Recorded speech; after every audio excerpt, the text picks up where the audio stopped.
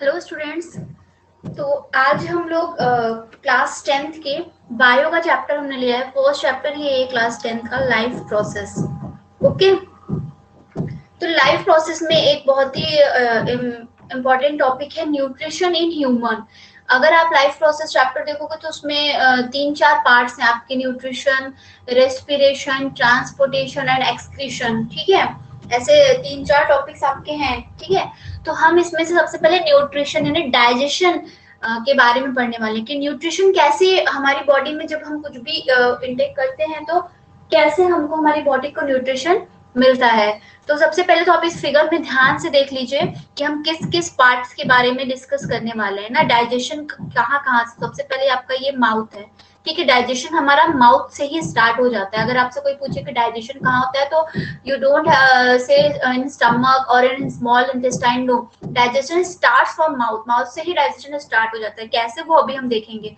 फिर हम salivary gland के बारे में देखेंगे। ओके, एसोफेगस क्या होता है, liver, gall bladder, stomach, pancreas, large intestine, small intestine, okay, rectum, appendix. तो ये सारे पार्ट्स हैं। ये पार्ट से आप पहले आप ये देख लो कि हाँ हमें इनके बारे में पढ़ना है। जान लो कि हाँ इस पार्ट्स के बारे में, ये पार्ट्स हमारे जो है डाइजेशन में इम्पोर्टेंट रोल प्ले करते हैं। फिर हम इसके बारे में डिस्कशन करेंगे कि क्या ये वर्क करते हैं, क्या हमारा डाइजेशन का प्रोसेस पूरा क्या है। ठीक है, तो ये देख लिया। चलो अब स्टार्ट करते हैं हम।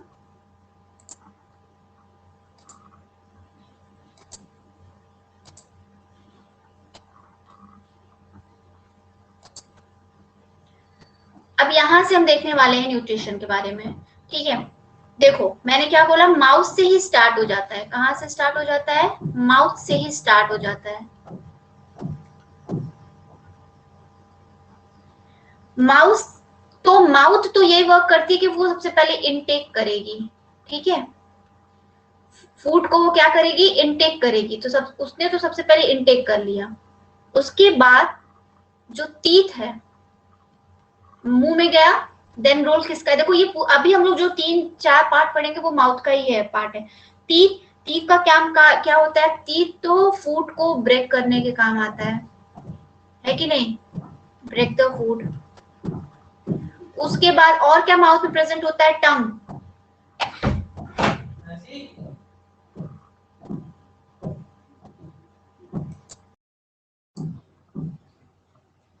ओके, तो सॉरी नेटवर्क इशू हो गया था। टंग, टंग का काम क्या होता है, सबसे पहला तो टेस्ट का ही काम होता है, दूसरा रोलिंग का ही काम होता है। टंग की वजह से ही तो हम खाना अचीव कर पाते, मतलब कि रोल कर पाते हैं और खा पाते हैं। ठीक है, तो इनका तो अभी माउथ वाला और टीथ वाला रोल यहाँ तक खत्म हो गया। नेक्स्ट हमने उसमें क्या देखा हुआ था, एक टर्म था सैलिवरी ग्लैंड।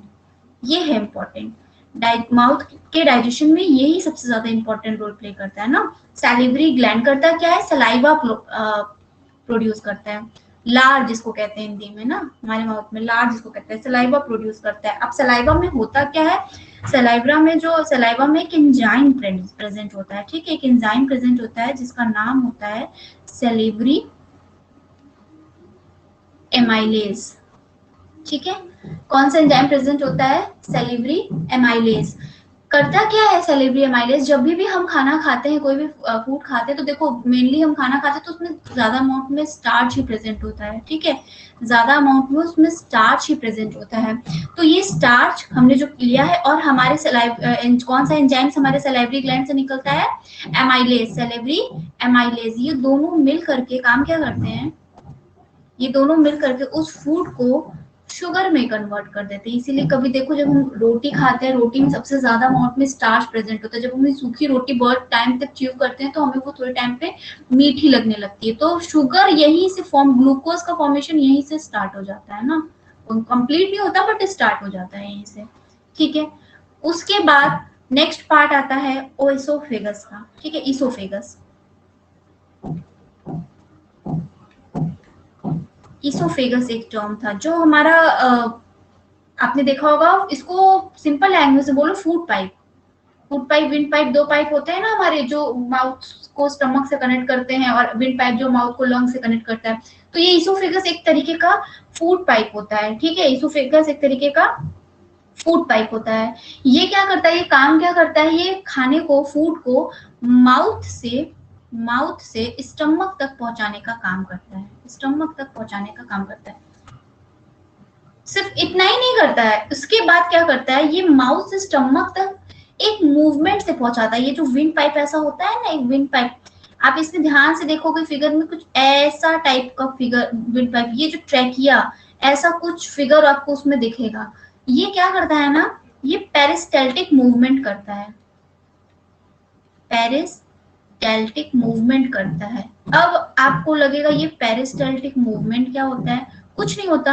अगर सिंपल से भाषा में समझो तो कॉन्ट्रैक्शन और रिलैक्सेशन होता है। कैसे कॉन्ट्रैक्शन और रिलैक्सेशन होता है, देखो जब ये फूड पाइप होती है तो ऊपर से ये थोड़ी सी ऐसे कॉन्ट्रैक्ट होती है, फिर ये नीचे से रिलैक्स होती है, पतली होती है, फिर ऐसे, फिर कॉन्ट्रैक्ट, ताकि जब वो जो खाना खाए वो कॉन्ट्रैक्ट रिलैक्स करते करते करते करते खाना स्टमक तक पहुंच जाए। तो कॉन्ट्रैक्शन और रिलैक्सेशन, सिकुड़ना और फैलना, ऐसे मूवमेंट करते करते ये जो इसोफिगस में ट्रैकिया होता है, ऐसे ऐसे मूवमेंट करते करते खाने को कहाँ तक पहुंचा जाता है, स्टमक तक। अब यहाँ से माउथ वाला डाइजेशन हो गया खत्म, ठीक है। अब खाना कहाँ पहुंच गया, स्टमक में, खाना तो स्टमक में पहुंच गया। अब स्टमक तो बहुत बड़ा ऑर्गन होता है, यहाँ पे तो फूड जो होता है वो एक्सपैंड हो जाता है ना, ऑर्गन इसको जगह मिल गई। अब यहाँ पे फूड हो गया एक्सपैंड। अब स्टमक में भी एक ग्लैंड, देखो हमारे बॉडी में कई सारे एंडोक्राइन और एक्सोक्राइन ग्लैंड होते हैं ना, इनके बारे में हम जब हमारे आएगा टॉपिक पढ़ेंगे, तो कई तरीके के ग्लैंड होते हैं जो अलग अलग तरीके की एंजाइम्स और हार्मोन्स रिलीज करते हैं, ठीक है। यही हमारा बायोकेमिकल प्रोसेस होता है। तो स्टमक में भी एक ग्लैंड, जैसे कि माउथ में आपका सैलिवरी ग्लैंड था, वैसे स्टमक में आपका कौन सा ग्लैंड है, गैस्ट्रिक ग्लैंड।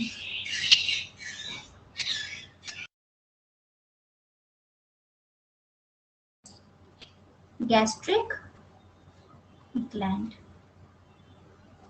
अब जैसे सैलिवरी ग्लैंड में कौन सा एंजाइम था, सैलिवरी एमाइलेज, उसी तरह गैस्ट्रिक ग्लैंड भी कुछ चीजें रिलीज करता है, कुछ एंजाइम रिलीज करता है। गैस्ट्रिक जूस रिलीज करता है, एक तरीके का जूस रिलीज करता है, मतलब एक तरह समझ लो केमिकल, एक तरीके का बायोकेमिकल ना, not a harmful chemical, gastric juice. इस गैस्ट्रिक जूस में होता क्या क्या है, पहले तो HCl होता है, हाइड्रोक्लोरिक एसिड। अब ये मत समझ लो ये तो खतरनाक केमिकल है, नहीं, ऐसा केमिकल नहीं है, बायोकेमिकल है। दूसरा पेप्सिन रिलीज करता है, तीसरा म्यूकस रिलीज करता है। अब जब ये तीन गैस्ट्रिक जूस रिलीज करता है तो अब ये डाइजेशन में हेल्प कैसे करता है, देखो HCl तो समझ जाओ कि बहुत ही एसिडिक मीडियम है, एसिड है एक तरीके का, तो ये तो खाने को एसिडिक मीडियम में कन्वर्ट करेगा। लेकिन इसका काम क्या है कि जो फूड के साथ साथ जितने बैक्टीरिया हमने इंटेक किए हैं ना, ये उनको किल करने का काम करेगा। तो जरूरी तो हो गया एक तरीके से ये कि बैक्टीरिया ये किल कर देगा। पेप्सिन क्या करता है, हमने जो खाने में जितने प्रोटीन्स लिए हैं, ये इन प्रोटीन को एमिनो एसिड में ब्रेक करेगा, प्रोटीन को एमिनो एसिड में ब्रेक करेगा। म्यूकस क्या करेगा, अब देखो HCl है तो एसिड ही है ना, अब ये कहीं स्टमक की इनर वॉल या इनर लाइनिंग को हार्म ना कर दे, इसलिए म्यूकस भी प्रेजेंट होता है। ये क्या करता है, ये स्टमक के आपके जो लाइनिंग होती है उसको प्रोटेक्ट करता है HCl से, ठीक है, या फिर किसी भी हार्मफुल एसिड या कुछ भी हार्मफुल चीजों से म्यूकस की क्लियर बन जाती है। जैसे अगर हमको किसी भी चीज को प्रोटेक्ट करना है तो उसके ऊपर अगर हर लेयर पे लेयर लगा दे तो वो चीज कुछ तो प्रिवेंट या कुछ तो प्रोटेक्ट हो जाएगी, वही काम यहाँ म्यूकस करता है। तो ये भी बहुत ही इंपॉर्टेंट रोल प्ले करता है। हो गया। अब आगे बढ़ते हैं, नेक्स्ट पार्ट आपका आएगा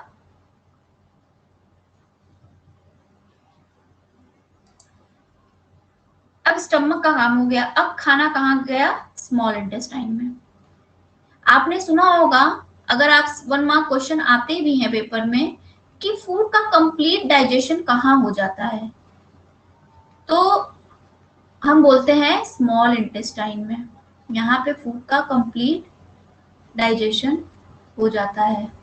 लेकिन स्मॉल इंटेस्टाइन में और भी कई सारे, जो अभी अभी हमारा गॉल ब्लैडर, लिवर, पैंक्रियाज, ये भी तो कुछ वर्क करेंगे, ये भी कंबाइंड वर्क करके स्मॉल इंटेस्टाइन में कुछ भेजते हैं, वहां जा करके ये सारे एंजाइम्स, केमिकल वहां जा करके फूड का कंप्लीट डाइजेशन कर देंगे। तो अभी फूड आ गया स्मॉल इंटेस्टाइन में। अब यहाँ पे एक रोल प्ले करेगा लिवर। सबसे पहले लिवर क्या करता है, लिवर 2 तरीके का जूस प्रोड्यूस करता है, बाइल जूस और एक बाइल सॉल्ट। सुना होगा बाइल जूस, पित्त रस जिसको बोलते हैं, ये लिवर प्रोड्यूस करता है। ठीक है, ये लिवर प्रोड्यूस करता है। बाइल जूस करता क्या है, जो खाना है उसको एल्कलाइन बना देता है, एसिडिक से वो क्या उसको बना देता है, एल्कलाइन बना देता है। और बाइल सॉल्ट, अभी देखो ये सारी चीजें स्मॉल इंटेस्टाइन में ही होती है, लेकिन लीवर ही इसको सीक्रेट करेगा स्मॉल इंटेस्टाइन में। बाइल सॉल्ट क्या करेगा, ये जो आपने फैट भी लिया है, प्रोटीन भी लिया है, सब कुछ लिया है, तो ये जो फैट के ग्लोबुल्स होते हैं ना, फैट के आपके ग्लोबुल्स होते हैं, इनको ब्रेक करेगा। ठीक है, फैट के ग्लोबुल्स को क्या करता है, ब्रेक। छोटे छोटे, आपने खाना इस तरीके से खाया हुआ है, अब क्या करना है, अब हमारे बॉडी में नॉर्मल कॉम्प्लेक्स शुगर को सिंपल शुगर में ब्रेक तो करना ही ना, छोटे छोटे पार्ट्स में। तो बाइल सॉल्ट जो फैट ग्लोबुल्स को ब्रेक करेगा, या जान लो इस प्रोसेस को कहते हैं इमल्सिफिकेशन। ठीक है, कुछ होता नहीं, बस फैट का ब्रेकडाउन होता है, इसी प्रोसेस को कहते हैं इमल्सिफिकेशन। लिवर का काम कर दिया, सब प्रोसेस सब स्मॉल इंटेस्टाइन में। ये नहीं कि स्मॉल इंटेस्टाइन के बाद ये सारा काम हो रहा है, क्योंकि डाइजेशन तो स्मॉल इंटेस्टाइन में ही होना है, लेकिन ये सारे रोल भी साथ साथ में प्ले होते रहते हैं। एक जॉब आता है गॉल ब्लैडर, सुना होगा आपने।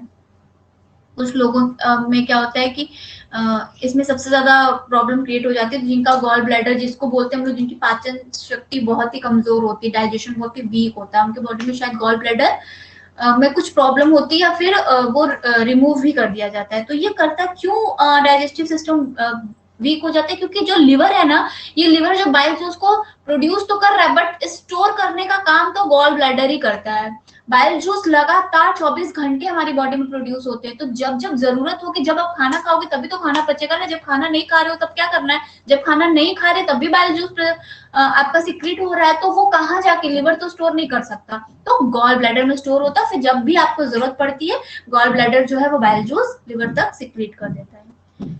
नेक्स्ट आता है पेनक्रियाज। नेक्स्ट आता है पेनक्रियाज। अब देखो, पेनक्रियाज भी दो तरीके के एंजाइम्स रिलीज करता है, ट्रिप्सिन और लिपेज। ट्रिप्सिन और लिपेज। ट्रिप्सिन क्या करता है, जो काम पीछे पेप्सिन, याद है आप पीछे आपने हम लोगों ने स्टमक में पेप्सिन पढ़ा था, गैस्ट्रिक जूस में पेप्सिन जो प्रोटीन को अमीनो एसिड में ब्रेक कर रहा था, तो तब तो वो चीज स्टमक में हो रही थी ना, और वो फूड कुछ एसिडिक भी था। अब फूड क्या हो गया है, एल्कलाइन हो गया है, क्योंकि बाइल जूस ने फूड को एल्कलाइन कर दिया है। तो ये क्या करेगा, ट्रिप्सिन भी, अब जो और प्रोटीन जितने बच गए हैं उनको ये अमीनो एसिड में, बाकी प्रोटीन को अमीनो एसिड में तोड़ने का काम कौन करेगा, ट्रिप्सिन करेगा।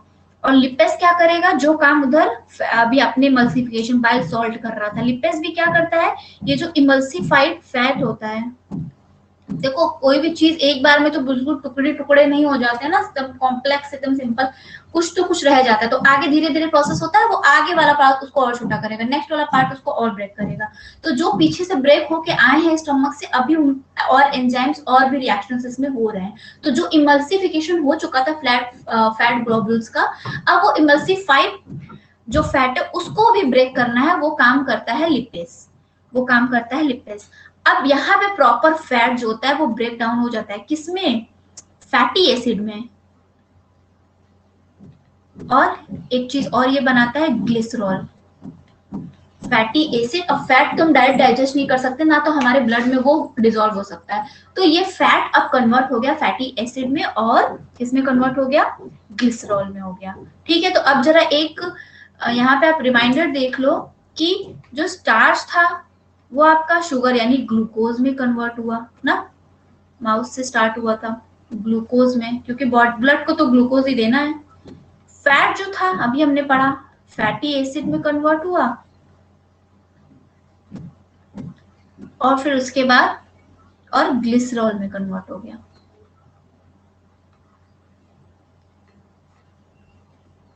प्रोटीन जो था वो एमिनो एसिड में कन्वर्ट हो गया। ठीक है, यहां हुआ, अभी हमने और फिर इसके बाद ये सारी चीजें मिल करके स्मॉल इंटेस्टाइन में सारी चीजें जाकर के डाइजेस्ट होती हैं। अब देखो स्मॉल इंटेस्टाइन में एक चीज आपने देखा होगा, स्मॉल इंटेस्टाइन में कुछ ऐसे ऐसे स्ट्रक्चर पूरा ऐसे बना हुआ है, ये जो फिंगर लाइक स्ट्रक्चर है ना, इसको हम लोग विली कहते हैं। ये फिंगर लाइक स्ट्रक्चर जो है उसको हम लोग विली कहते हैं। अब देखो, अगर आपसे कोई पूछे कि स्मॉल इंटेस्टाइन का सरफेस एरिया ज्यादा है या फिर लार्ज इंटेस्टाइन का, तो ये नहीं कि लार्ज इंटेस्टाइन का नाम लार्ज है तो उसका सरफेस ज्यादा होगा या उसकी लेंथ ज्यादा होगी, नहीं। स्मॉल इंटेस्टाइन में जो विली लाइक स्ट्रक्चर होता है ये लार्ज इंटेस्टाइन से इसका सरफेस एरिया ज्यादा होता है। और ये विली इसीलिए प्रेजेंट ही होता है क्योंकि ये क्या करता है, उस एरिया के सरफेस, उस जगह के सरफेस एरिया को क्या कर देता है, इंक्रीज कर देता है। और जितना ज्यादा सरफेस एरिया होगा फूड का एब्जॉर्प्शन उतना ही ज्यादा होगा ना। तो what does villi do, this increase the surface area of absorption. Absorption के लिए सरफेस एरिया उसको ज्यादा, ये जो इस तरीके का स्ट्रक्चर है देखने में तो इतने में खत्म होगा, लेकिन ये इतनी बार फिंगर लाइक स्ट्रक्चर बनाए रहते हैं कि ये बहुत ज्यादा एरिया में होते हैं, तो ये एब्जॉर्प्शन को इंक्रीज कर देते हैं। और विली जो होता है ये क्या करता है, फूड अब जब एब्जॉर्ब हो जाएंगे, जब इतने छोटे अमाउंट में टूट जाएंगे, कॉम्प्लेक्स से सिंपल में आ जाएंगे, तो ये फूड को ब्लड वेसल तक पहुंचा देगा। और then blood vessel takes food to each and every cell of the body. Blood ही तो है ना जो ईच एंड एवरी सेल हमारे पूरी बॉडी में सर्कुलेट कर रहा है, खाना थोड़ी ना जाके ऊपर और ब्रेन में, हमारे माइंड में, हमारे किडनी में, हमारे लंग्स में जा रहा है, जा तो ब्लड ही रहा है। तो ब्लड ही को तो ये सारी चीजें देनी है, ग्लूकोज देनी है और एमिनो एसिड वगैरह, ये सब कुछ आपको ब्लड में ही मिलाना है। तो एब्जॉर्ब ब्लड करेगा तभी तो ब्लड फ्लो करेगा, सारी चीजें हर बॉडी पार्ट तक पहुंचेंगी, तो ये काम मिली करता है।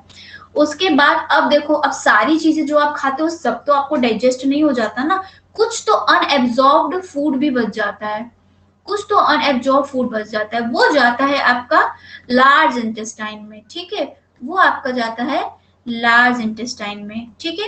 जहां पे लार्ज इंटेस्टाइन के जो वॉल्स होते हैं वो उस अनएब्जॉर्ब फूड को लेते हैं। और एक काम और, लार्ज इंटेस्टाइन के जो वॉल होते हैं ना, वो वाटर को क्या करते हैं, ज्यादा एब्जॉर्ब करते हैं ना। वाटर एब्जॉर्ब का काम पानी कौन एब्जॉर्ब करता है हमारी बॉडी में, लार्ज इंटेस्टाइन, ठीक है। उसके बाद क्या होता है, और फिर उसके बाद जो बाकी अनएब्जॉर्ब फूड जो लार्ज इंटेस्टाइन में गए, ये जो रेस्ट मटेरियल है, जो वेस्ट मटेरियल है, ये हमारी बॉडी से एनएस के थ्रू रिमूव हो जाते हैं ना। एनएस के इसलिए हम कहते हैं ना हमको बहुत ज्यादा पानी पीनी चाहिए, क्योंकि हमारे पेट की जो सफाई होती है वो लार्ज इंटेस्टाइन के थ्रू ही होती है। तो ये वाटर एब्जॉर्बर का काम लार्ज इंटेस्टाइन में करता है। मेडिसिन जो हम लेते हैं वो भी लार्ज इंटेस्टाइन में ही स्टोर होती है, क्योंकि पानी वही होता है ना, ऐसा कह सकते हैं, ठीक है। तो अनएब्जॉर्ब फूड अब स्मॉल इंटेस्टाइन में डाइजेशन हो गया, फिर जितने रेस्ट मटेरियल बच गया, जो फूड जो एब्जॉर्ब नहीं हुआ, जो हमारे वेस्ट मटेरियल थे, वो लार्ज इंटेस्टाइन में चले जाते हैं और हमारी बॉडी से एनएस के थ्रू क्या होते हैं, रिमूव हो जाते हैं, ठीक है। तो आई होप आपको ये क्लियर हो गया होगा कि डाइजेशन का हमारा प्रोसेस क्या है। Okay, thank you. तो ये था एक बहुत ही अच्छा डेमो वीडियो, आई होप आप सबको समझ में आया होगा। Okay, thank you.